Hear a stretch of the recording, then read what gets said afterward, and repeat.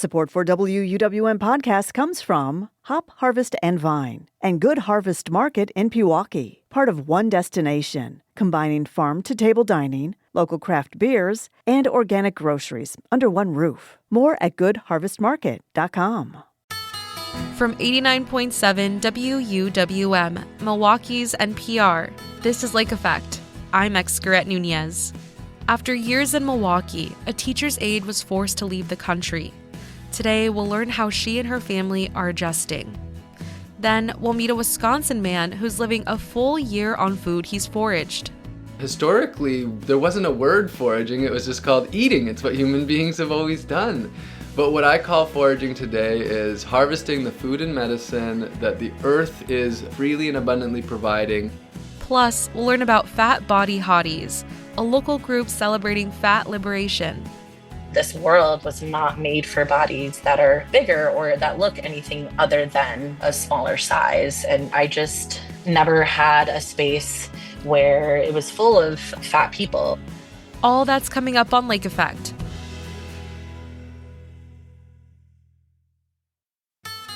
This is Lake Effect from 89.7 WUWM, Milwaukee's NPR. I'm Excaret Nunez. Thanks for joining us today. Last summer, a woman working as a teacher's aide at a public school in Milwaukee was forced to self-deport to her native country of El Salvador. Yessenia Ruano and her husband Miguel Guerra chose uncertain safety over the constant fear of detainment after a decade-old deportation order for Yessenia resurfaced. Immigration officials did not honor her pending application for a visa for trafficking victims. Now, the couple and their young twin daughters are trying to create a new life in a country that feels foreign to all of them.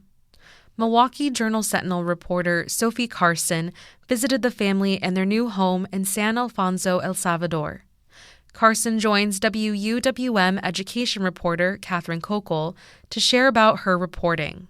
So it's been 6 months now that Yessenia and her daughters, Paola and Elizabeth, have been living in El Salvador. Her husband, Miguel, left his job in Milwaukee and joined them a few months later. Can you tell me what their new life is like in El Salvador? Yeah, it's very different from their life in Milwaukee. That was something I really wanted to find out when I went there. It's different in many ways. The family just doesn't have the level of sort of independence they had previously. They own their home. Yessenia and Miguel were working. The girls were going to school. They kept their evenings busy. In the story I write, they went to trampoline parks. They went to the playground. They went to dance class. And the girls were very active, in school. And Yessenia was very active in her church. But now they first lived with Yessenia's mother in the mountains, in a rural mountain village. And now they live closer to the coast with Miguel's mother, her mother-in-law. They live in just one room, the four of them in one room, 3 twin beds pushed together. It's very hot in the house, but that room has air conditioning. And so the girls will start school when the school year starts in January in El Salvador. It's a 4-hour school day. The girls finished 4th grade in Milwaukee, but they really are kind of going in blind to this new school year. They don't know much about Salvadoran history or geography, and they speak Spanish. They went to a bilingual school in Milwaukee where Yessenia was also a teacher's aide called Alba, but the whole world is different for them in many ways. So Yessenia is currently working at a convenience store that is kind of attached to her mother-in-law's home. And she and Miguel are taking a pastry course that's offered for free by the government for returning Salvadorans who were deported. So they are, trying to figure out what their next steps are and trying to figure out how to kind of rebuild their lives. Yeah. You write that their life now is a series of contradictions. Can you share a little bit about what that means? I think that the country in general is undergoing this really interesting transition where there is, a big wealth disparity. There is a lot of foreign investment and foreign tourism coming into the country. At the same time, much of the country is still, developing. It's still incredibly poor. Still recovering from the effects of its long civil war and, rampant gang violence. It's something that is a real interesting contradiction. At the same time, we spoke to a local reporter there who said, the government just opened a free hospital for pets, a free animal hospital. And he said, there's this really interesting issue where regular Salvadoran humans can't get the healthcare they need, but they're opening a free hospital for pets. And so it's there's the currency there is US dollars and Bitcoin. They're really rapidly evolving.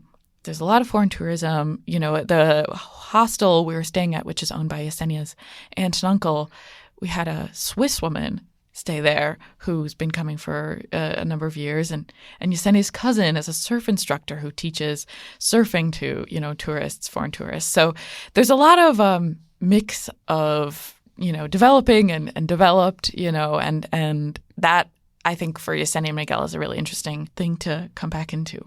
I think people make a similar observations when they talk about the haves and have-nots being within spitting distance of each other. And Yessenia and Miguel kind of represent this group of people who were haves, right? They moved to the U.S. You shared that they sent money back to family members in El Salvador. And now they are in a place where they're getting boxes of their belongings from their home in Milwaukee, and they don't even have a place to put them. They are completely useless to them. An ice cream maker, it was an example that you included in the piece. It's fitting a life from the U.S. into their new lives in El Salvador that I would argue they didn't want. They didn't want to return to the country that they were both born in, right? They didn't. They talked about that, they were like, this wasn't our choice. These boxes, had arrived right as I got there. So it was a really interesting sort of symbol for me of going through what their life was and also learning to sort of accept or fit these bits of their American lives into their new life. So I kind of got lucky in that regard. That was a good symbol, but it was also just practically a real challenge for them. Like I said, they're living in one small room and they're in her mother-in-law's house, and there's a lot of other people living in that house, and there just was no room for this. So they really are just step by step figuring it out, and I think they were really the reason I'm telling their story is because it's representative of what many other people are going through. So it's not that they specifically are the only ones going through this, but I think there's many people who are going through things like this. There's a lot of reporting in the U.S. right now about what happens before someone leaves the country, right? We're seeing these images of people being detained when they're coming to court appearances. We see people being, hustled into vans in places like Home Depot parking lots. There's a lot of reporting and kind of access to people who are being removed from the country. There's not a lot of reporting about what it's like after someone leaves the United States. Why was it important to tell this story now? I think that you make a very good point. There was not a lot of reporting, and I still have not seen very much reporting, in depth about what it's like to be back. I think in the U.S., I understand why. We're very focused on our policies, how our taxpayer dollars are being used to fund ICE operations or federal agencies. But from just a human perspective, I was really interested in her story. She's a very compelling person in that she's very friendly. She's incredibly hopeful. Even now, she's hopeful that she can return to the U.S. And her story, I think, struck a chord in Milwaukee because she was this person who had no criminal convictions. She had, U.S. citizen children. She was working in a public school legally, so there was a lot of community support for her. And so, as we were kind of thinking about, how do you tell her story next? It just made sense to try to go, and it was a long shot, but being with someone day in and day out, you can really see the rhythm of their lives and sort of how they're adjusting, how they're making do, and that is something you can't really get over, say, a Zoom call or a phone call. So I just kept in touch with her since she left, as well as her other friends have done the same. Her church community, her teacher friends. everyone's really kept in touch with her. And so it's been interesting to be able to keep telling that story. If you're just joining us, today we're hearing from Sophie Carson, a reporter at the Milwaukee Journal-Sentinel. She recently traveled to El Salvador, where she met with Yessenia Ruano. She's a former Milwaukee Public Schools teaching aide who was forced to carry out her own deportation of her and her two 10-year-old daughters earlier this year. There's still a lot of hurt in this family, though. I mean, you chronicle it throughout the several stories that you put together for this project, and it also seems like Yessenia and Miguel are very torn on what their future looks like and how to move forward. You mentioned that Yessenia is very hopeful, but how does that show up? How do they disagree on what their lives should and will look like? I think this is one of the, central tensions that I hope to convey in this story, which was that, Miguel, he was under the radar in the U.S. He didn't have papers, and he was working in Milwaukee, but, he has accepted the reality that he's back in El Salvador. I mean, he says she's not defeated. And when I spoke to him about that, she was in the other room, and I asked her the next day, and are you defeated? And she said, well, no, I see the reality. I'm trying to accept it, but it's very difficult. I mean, life here is very difficult. And she also has this ongoing federal lawsuit regarding her T visa, her trafficking victims visa, through a California immigration advocacy group. And she that lawsuit argues that her deportation should have not happened and that it was illegal to deport her with this ongoing application. She still holds out a little bit of hope that will result in her being able to come back to the U.S. At the same time, she can't just sit around and wait for that, She has to keep living her life. She has to keep going to the grocery store and coming up with a new way to earn a living and taking her, entertaining her children and keeping them occupied and all this stuff. How do you fill a day when you're not in school and you're not working? And, they're really just trying to figure out how to build their lives. And for Yessenia, at the same time, she's still struggling to accept that new reality. You mentioned that she doesn't have any criminal convictions. We've heard kind of over and over again that the Trump administration is going after people who represent, quote, the worst of the worst. She doesn't really seem to fit that bill. What does her story mean in the context of this greater immigration crackdown? It's a great question. I think her story is really representative of, many of the people who have been targeted and forced to leave the country under Trump's expanded deportation crackdown. We hear a lot about the worst of the worst. We hear a lot about the people with criminal convictions or violent criminal records. Yessenia was not one of those people, and she was not even charged with illegal reentry. She did cross the border twice. She was not charged with illegal reentry on her second entry because she said she had a fear of returning to El Salvador. So she spent pretty much 14 years, her entire time in the U.S., waiting for a decision in her cases to be able to hopefully earn a legal status and stay in the U.S. So, when I spoke to her friends in Milwaukee, what they said was she really was representative of the kind of complex process that many immigrants go through in trying to gain a legal status, trying to remain in the U.S., trying to make it work. And that, when we hear about, well, why didn't she just come the right way? Or she had 14 years to become a U.S. citizen. Why didn't that happen? They really said this was a big misunderstanding of just how complicated this process is and how, in many cases, it's actually impossible for people in situations like hers to gain a legal status. Yeah, when you say do it the right way, that is interesting to me.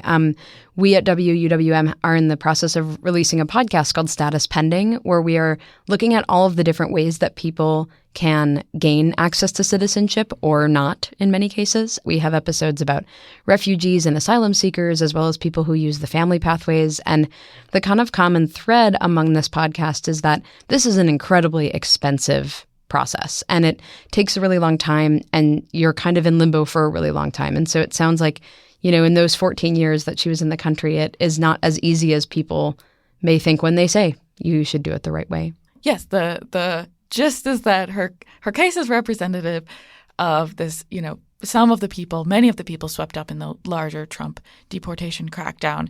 And also, she was one of few people who's been willing to speak out about it. One of few immigrants who's been, really prominently willing to share her story and be open and transparent about what happened and how she got to where she is.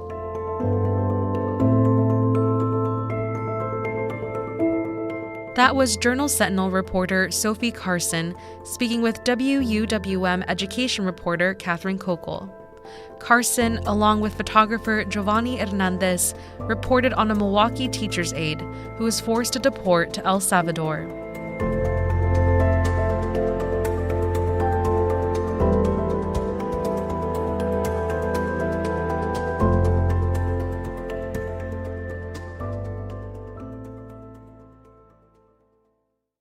Milwaukee is facing a housing crisis.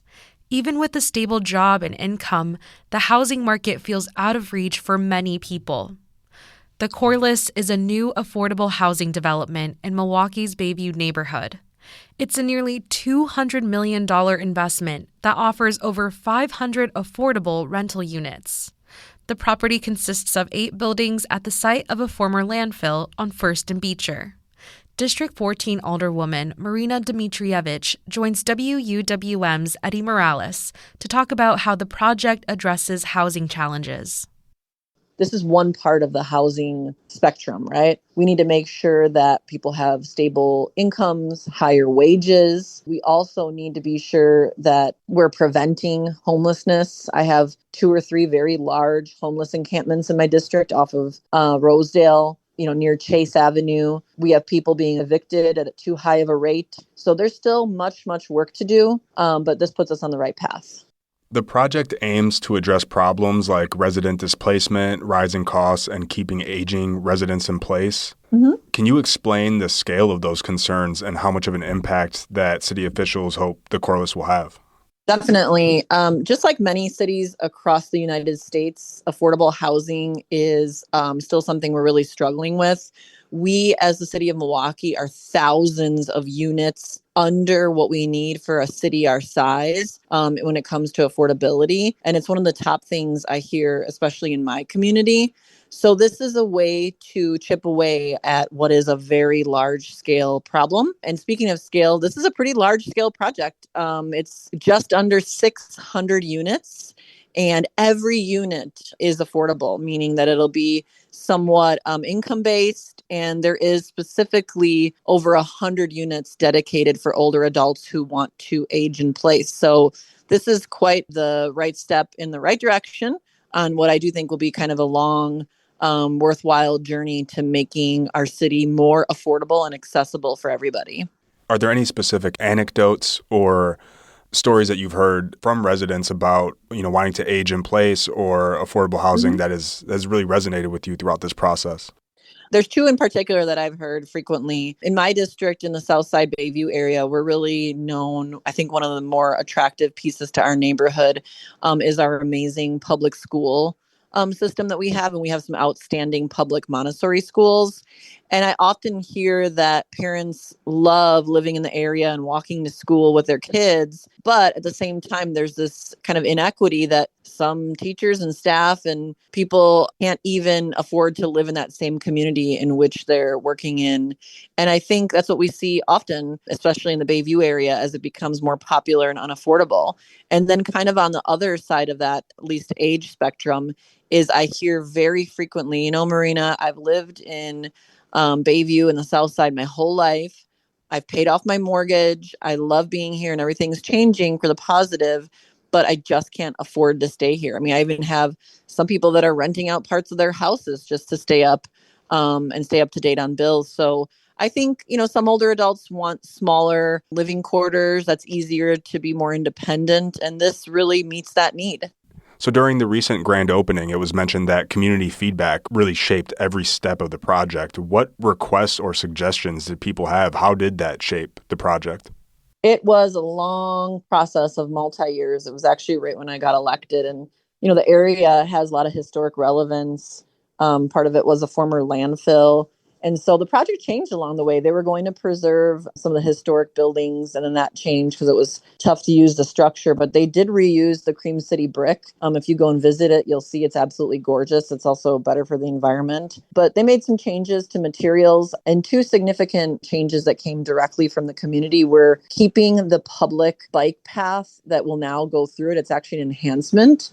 And probably the largest one is the 100 and I think it's 44 or at least over 140 units that will be specifically designed and dedicated for older adults. The community said that they really wanted some of this affordability to be carved out for older adults. So those were directly from the community in many of the community meetings that I led. Yeah, and there are some other amenities in the space. Can you describe some of those other aspects of the property? Yes, I've toured it now twice. It's absolutely beautiful. It's very well done. I saw a community room, and then one of the areas that I saw was a community yoga room and space that had all the equipment there. I saw a workout facility. I know there's a little dog area. Just amenities that people deserve, that are important and that add to quality of life. So I'm excited to see what happens around there. There's already been developers interested in the land nearby. And with this type of density, I mean, it will be thousands of people, right? When you have nearly 600 units. I believe that these people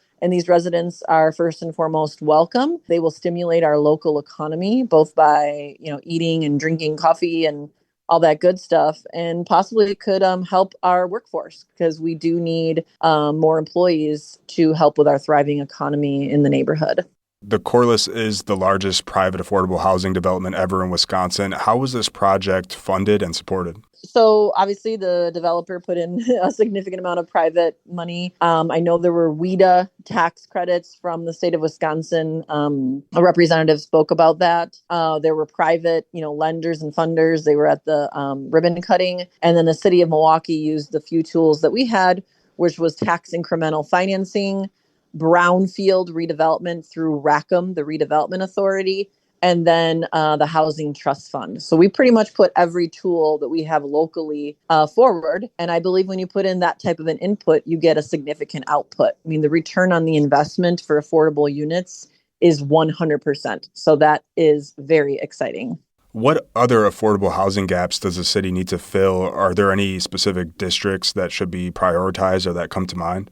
Personally, I think it should be every district. I mean, for me, significantly, this is an area that I wanted to make sure that during my tenure as alderperson that we were welcoming and inclusive. We've had some really high trends towards, lack of affordability, even moving towards displacement and gentrification. So I think this changes that trajectory. I think we can show that if we can do it in this district, we should be able to do it anywhere that there's other, local support. But, the city as a whole is growing, and I want to see our population continue to grow. And if we want to be a first-class city, a large city, we need to have those units available for everybody. And so I think this is a priority. I know it's a priority of my colleagues as well. And we just need to be re-examining space and looking at the tools that we have to replicate this type of development. How does the city of Milwaukee compare to other cities when it comes to these issues? Unfortunately, I think we're in a similar situation. I think it's a national problem. I think that we do need some national and federal solutions, and we're doing the best we can, but it does trickle down to the local level. I like to point to this project and show that when all the tools are used to kind of tackle the crisis of affordability, we can build these large-scale projects when everything lines up. And honestly, we need a couple more of these throughout the city of Milwaukee if we want to continue to be a city that grows and thrives, where everybody can thrive, not just a few.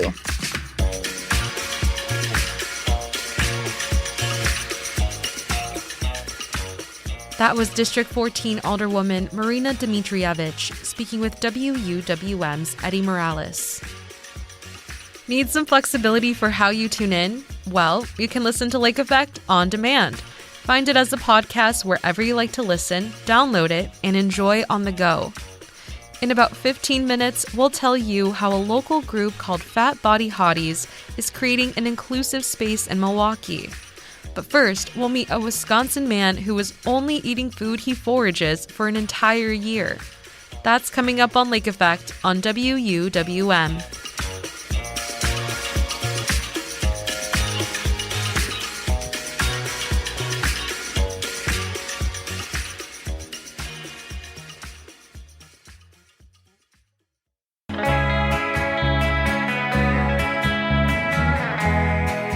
You're listening to Lake Effect on 89.7 WUWM. I'm Excret Nunez. A Wisconsin man is living an entire year solely on the food he forages.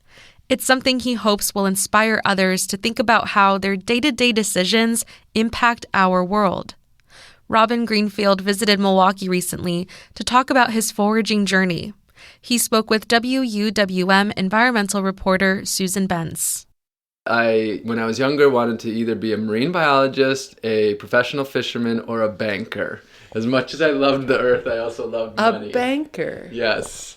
And so when I was in university, I was studying aquatic science and biology, but I got into sales. I started to sell books door to door, and I learned that I could make a lot of money and be very successful. And so I set aside the desire to work in the outdoors and be a biologist, and instead make a whole bunch of money in a short period of time and then be able to be exploring and living a close connection with the earth during a different time. So I really ended up on a path of money to a large degree from my younger years. What was the turning point?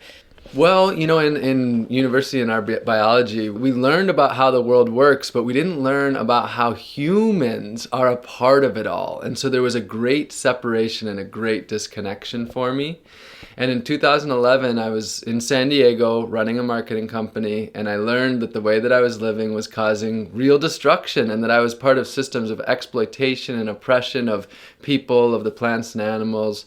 And the food I was eating, the car I was driving, the stuff I was buying, the trash I was creating. And I decided to, one step at a time, radically transform my life to try to live in harmony with the earth, or live sustainably. No easy feat. No, it turns out that to live sustainably in this consumer-dominated society is a very radical act. And the further you take it and the more you try to break free from our societal norms and structures requires a deep, deep level of radical being, really. Let's talk a little bit more about the foraging element of it all. What is foraging? Historically, there wasn't a word foraging, it was just called eating. It's what human beings have always done. But what I call foraging today is harvesting the food and medicine that the earth is freely and abundantly providing, not through the domestication of human hands. Now, once you get into it, you start to see, wow, things are far more complex. Humans have had deep impacts in relationship with plants and animals for thousands of years. But to put it simply, it's harvesting the plants and the mushrooms, and I also do hunt a little bit of that's and just fish, growing. And right? Fish, yes, and fish. And that's that Wisconsin, the land, the water here is just bubbling up from the earth without us planting it and placing it. How did you learn about foraging? Were you doing a certain amount over these many years? At first, foraging was just a concept. I dabbled, I heard a little bit here and there, but when I really decided to dive in, I was actually immersed in a year of growing and foraging all my food in Florida in 2018. So that forced me to learn a lot. I went to local foraging classes, I got a few books, I watched different channels on YouTube, went to different websites, and so basically just took in the information from, all the different resources out there. And I quickly learned I don't have to figure anything out. All the knowledge that we need is already there from really, really great resources. So you're in the beginning stage of a year-long experiment of living only on foraged food and medicines? Yeah, exactly. Give me a day in the life of you as a forager.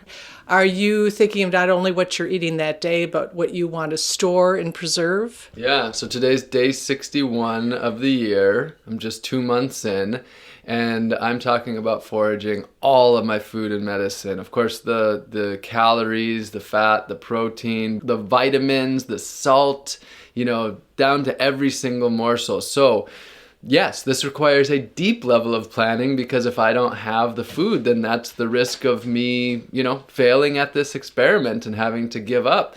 So although some people that might just imagine me out there enjoyably plucking leaves off the tree and harvesting this and that, I keep a deep journal of what I need to harvest, how much. So for example, wild rice, a day in the life of wild rice season is harvesting from morning until sunset, and then there's processing.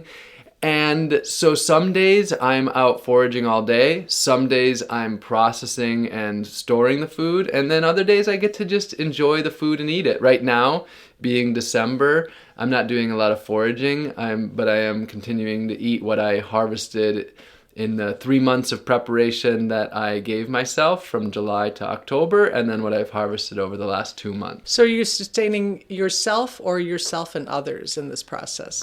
I would hope to be sustaining others in the sense that I might not be providing them with food directly, but I'm providing them with the knowledge to harvest their food. It would be really hard for me to forage enough food to feed millions, but I really believe that millions more people through this knowledge can reconnect with the plants and learn to forage more of their food. So a form of sustenance. Thus far, what's one of the interesting things that you've learned or experienced? Being that I don't have a domesticated garden, I have to learn how to meet all of my desires and needs from the earth. And so that includes all the flavors. And so I've been amazed at the number of plants that exist out there that I didn't know were edible, like Virginia creeper or five-leafed ivy. You can eat those shoots in the spring, or burdock. You can actually eat the burdock shoots in the spring as well, in the early summer. There's so much more food than I even knew. It's incredible. You know, like I said, I'm 2 months in, and I've lost about 5 pounds, but what do you expect when you give up the Ben & Jerry's ice cream? You're gonna lose a few pounds. But at this point I knew theoretically, but I'm feeling deep inside of myself and in my cellular being that the earth can provide me with everything I need, and that's the experiment. Can the earth provide me with all I need without bringing in, industrialization and, a lot of destructive systems? Yeah. You mentioned burdock. Does that also have medicinal qualities? Yes. Burdock, I harvest the roots and I roast those, and I make a roasted root blend. You can do that with chicory and dandelion as well. And then you can also harvest the roots to eat them as well. So does it have medicinal qualities? Absolutely. But every plant has medicinal qualities. Every food that I'm eating is a medicine. And it's all preventative health care. When we're filling our body with foods from the earth rather than processed foods, it's all, in my opinion, a medicine, and we don't need to be instead taking in a whole bunch of medicines, because our food is our medicine and our relationship with the earth is a medicine. So in many ways you could say I've gone, back to a previous time, but this is a new way of doing the previous time in a modern time, and balancing the two of them. Is there a mistake you've learned from? Yes, I've made a few mistakes. This year I harvested ginkgo, which a lot of people know for its smelly fruit, and that's not a problem. I can deal with the smell, but I was processing a whole bunch of it to get the nuts out. They're great nuts. They eat them in Japan. And I had it all over my arms, the fruit, and then I decided I'm going to look up this fruit again. I need to refresh myself. And sure enough, it has the same component as poison ivy, the same oil that causes that dermatitis or that rash. And I ended up really itchy for a week all over. And so that was a real struggle for a little bit. That was a mistake. If someone is considering or just stepping into the idea of foraging, are there any do's and don'ts that come to mind first? Yeah, so the number one rule of foraging is only eat something if you are 100% sure that you have the correct identification and how to eat the plant. The good news is there are so many easy to identify plants out there. You don't need to learn all the toxic plants. There's, I would say, at least 100 plants growing in Wisconsin that have no toxic look-alike that are very easy to identify. So my encouragement is to start with just one plant at a time, learn one plant, learn how to harvest it and cook it and incorporate that into your diet. And if you're really excited about it, learn one plant a month for a year. That's 12 plants. That's pretty big. And if you're really excited about it, one plant a week for a year. That's 52 plants. You are now officially the Harry Potter of your community. You have ascended the Muggle status. Even 12 plants and you're already ascending the Muggle status. And that doesn't take too much work to learn 12 plants. Here you are in an urban setting. Would your advice be the same? every large city across the Midwest, every large city in this entire country I've ever visited, and I would say most large cities even in the world, have a substantial amount of food to forage. It's, like here we have basswood trees that are grown as a common landscaping tree. All the leaves are edible. It's a wonderful food. The flowers, you can make a nice relaxing tea from. The seeds, you can actually harvest those and make a chocolate-like flavor. Mulberry, that's a scrap tree growing all over. The leaves, the berries, all edible. So yeah, absolutely. I think actually I'll say that the cities are one of the best places to forage because it is where humans interact with the land that you have the most human food. And we don't know that as individuals today, but that is the product of humans existing in relationship to food for thousands of years, and these being the plants that are a part of our life. So how do you see your effort, your experimentations, and the information that you share with people through your books and your talks? How do you see that factoring into our future? My job is just to take responsibility for my own actions. I can't control anything outside of myself. And so my job is to lead by example and show them another way as possible. And with that, light fires inside of people. I don't know what those fires are going to turn into. For some, it might be foraging. For some, it might be, that they are a teacher and they're going to incorporate this into their classrooms. Maybe a lawyer decides to be a lawyer for the earth rather than a lawyer for corporations trying to destroy the earth. So my job is just to light little fires of inspiration and motivation inside of people with deep knowledge, connect them to the resources in their communities that can help them to work together as a community, and see where it goes. The future right now is very, very uncertain. We don't know what it's going to be like in 5 years, 10 years, 20 years, 100 years.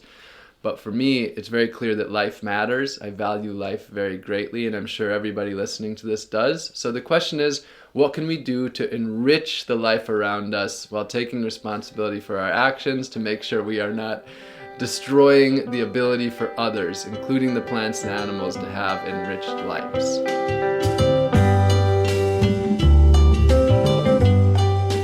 Robin Greenfield is a Wisconsin native who is living for a full year on foraged food. He spoke with WUWM environmental reporter Susan Bentz. Still to come, we'll learn what the group Fat Body Hotties is all about and what they provide for the community. That's next on Lake Effect on 89.7 WUWM.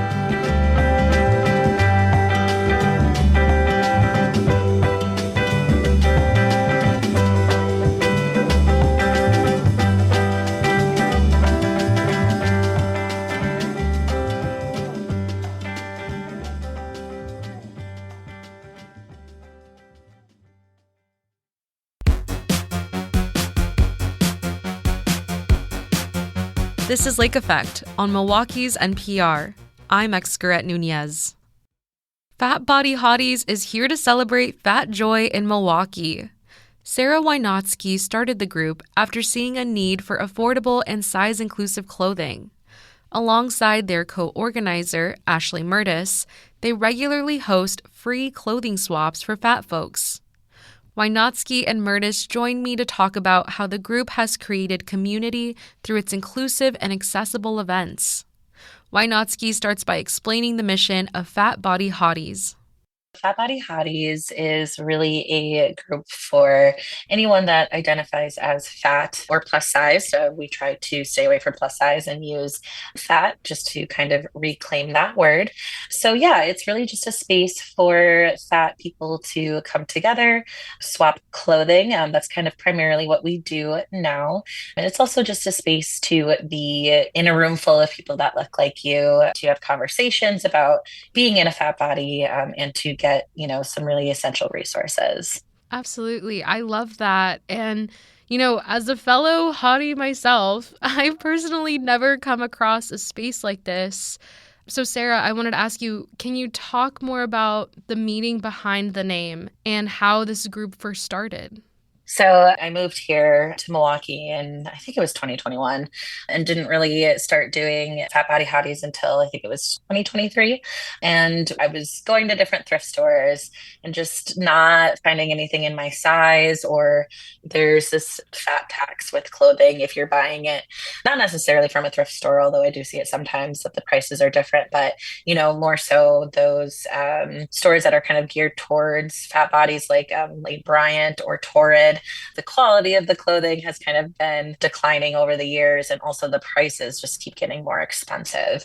So, as I was entering kind of the workforce, I didn't have any professional clothes that fit me, that looked good on me. And so I was just thinking about, I have clothes that I don't wear anymore. What if I just host a little get together with a couple of folks where we exchange clothing? And so that was kind of the idea that got it all started. And specifically for the name, I wanted it to be catchy, but also positive, right? So we're not only trying to provide this clothing swap, but we're also wanting to uplift the folks that we're working with. So not necessarily talking about body positivity, while that is important, of course. We're more so talking about and working towards body liberation. Yeah, I attended the swaps that Sarah had at their apartment, and I just absolutely loved what Sarah was putting together. I have background in mutual aid stuff with Food Not Bombs and like a little bit of organizing there. And it's just so much easier when it's more of like a collaborative experience and like a little bit of help. So it's so much nicer being like specific and really intentional with the way that we're doing it. With all of our clothes are XL and above. They're gender inclusive. We have ASL interpreters on site for anyone who's deaf and hard of hearing. Sherman Phoenix is wheelchair accessible. We recently decided on Sherman Phoenix and just feel like that's our home, and that's where we're going to be having them from now and going forward.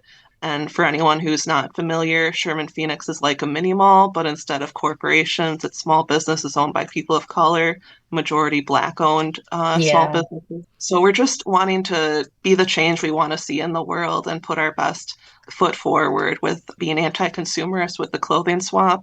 And then when you're done enjoying the clothing swap, that you can browse the small businesses and have a good time as well. So we just love our partnership there and our partnership together. That's amazing to hear, and also a really collaborative effort. I kind of want to go back to something that you both brought up earlier of using the word fat, and it's something that you're reclaiming and using with pride. Can you talk more about that, Sarah? Yeah, I wanted to use fat because while the body positivity movement has, encouraged people to be more accepting of bodies that look differently from others, we're taking that a step further and talking not only just about fat bodies, we're talking about disability, we're talking about all forms of ability, taking it beyond just acceptance and moving toward liberation. So we were intentional about using fat. I've my whole life have been called fat in a like derogatory way. And I hated that word so much because it hurt me so much. But then, as I kind of found my voice and really, too, with this group, not afraid to say, I identify as fat and I'm proud of that. And that's something I want other people to feel as well. But further, I want to fight not only just for fat folks. I want to include everyone, because if you're fighting for liberation, you can't exclude anyone. And I feel like also, if you're not a fat person, like for me personally, people don't think about how the world is different through this Yeah. lens. Does that make sense? No, 100%. I 100% hear you. Yeah. Can you tell me about your relationship to clothes or shopping or just navigating spaces? Something I don't think we've really been asked before is like our personal kind of relationship. So, yeah, especially being like femme presenting, I feel that body image is such a huge, thing to tackle. And specifically, when you're in a fat body, people automatically assume that you're fat and you're femme, which is just not the case. I'm non-binary. There are lots of other folks that are not feminine that are also fat. But my experience primarily have always struggled shopping for clothes, never been able to find clothing in my size.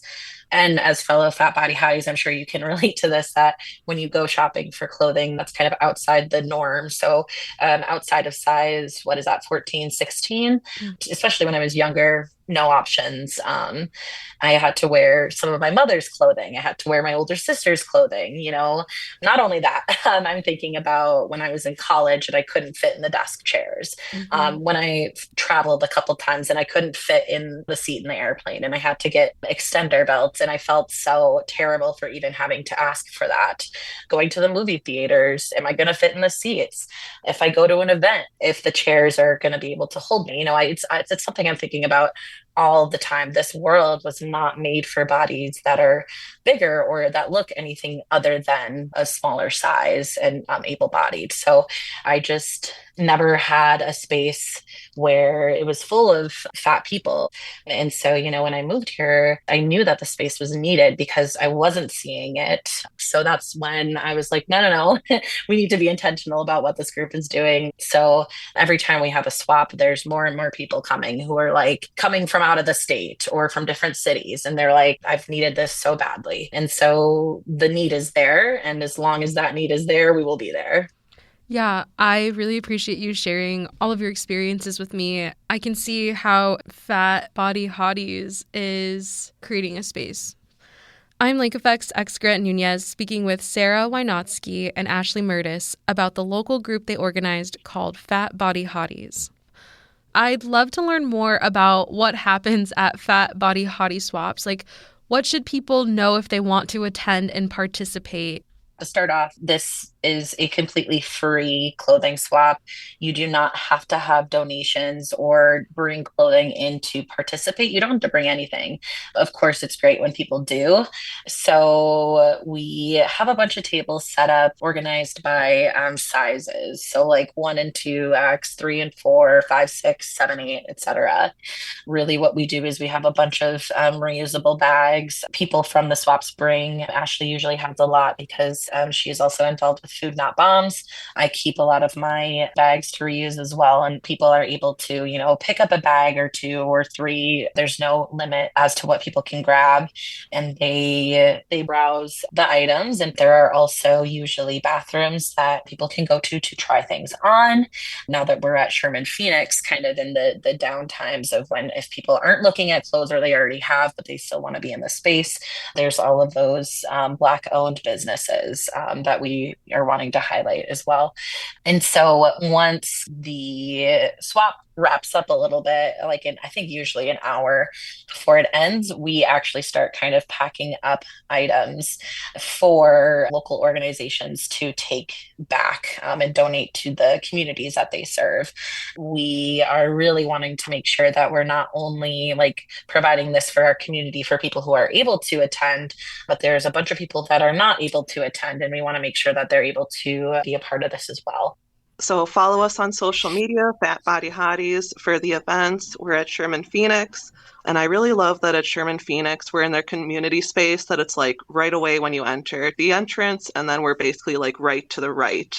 So easy for anyone who's a wheelchair user to be able to get right to the clothing swap. And if you have any clothes that you no longer want anymore, that then someone else may treasure them. But again, it's not a requirement at all to bring any clothes, just bring your awesome self. And then leftover clothes go to various awesome orgs: Pathfinders, Milwaukee LGBT Center, Harambe's Kitchen. And one of the orgs that Sarah and I are so proud of that we donated a lot of clothes to, we had people from a correction center.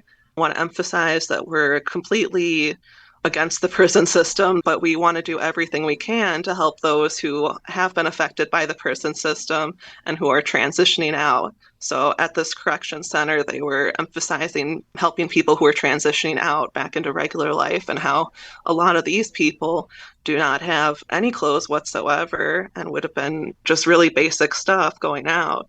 And they potentially are getting really nice stuff with the clothing swap leftovers. So we absolutely love all of our orgs, but I know Sarah and I were really, really proud to have this org help out so many people. Absolutely. That's amazing that at the end of the day, the clothes that don't get swapped go to good places and spaces. Well, Sarah and Ashley, thank you both so much for speaking with me today. I really enjoyed learning more about you both and also the joy of Fat Body Hotties. Thank you so much. Thank you so much. It's been a pleasure talking to you.